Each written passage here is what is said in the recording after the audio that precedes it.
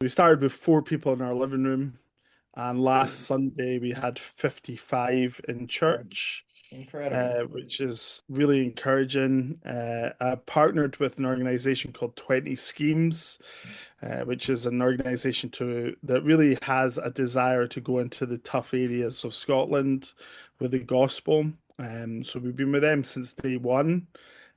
Much like Pete, our passion and our plan, and maybe because of what we're seeing around us, there are quite a few churches in Inverness, but most of their strategy is um, like drive in, drive out, and keep growing this big church to more.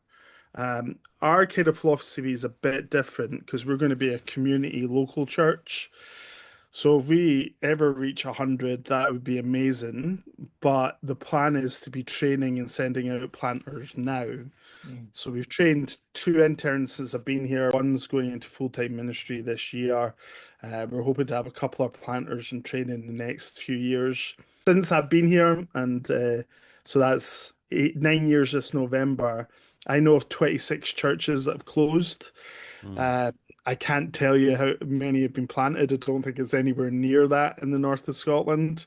So we are in a position of atrophy. The church Mm. is shrinking, and it needs men and women to kind of move out of their comfort zones and move into church plants early day to help out. When I started planting 8 years ago, I moved here and I emailed, I think, almost every minister I knew in Inverness to ask if they would meet me for a coffee.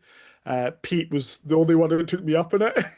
But even then, to know there's another planter in the Highlands was really encouraging because planting had it was so it still is so new, but it was new Okay. then. I think I only knew two planters that were still in it. Like most of Wow. them start and fail because um mainly because it's a real battle in Yeah. Scotland. It's a real challenge. For example, the lady who came to faith recently in our church, outside our church, we have a big sign that says our mission statement, which is to the heart and to the needy, Jesus gives hope. Mm.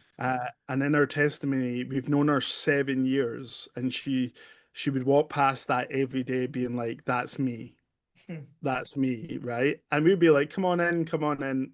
She said no. We had an American missionary team over just to help us run an outreach event we were doing. And the girls went over, asked her to come in. She came in, she was saved 2 days later, Oh, and now wow. is a member in the church. But that's 7 years of being present in that Yes. community. Do you know what I mean?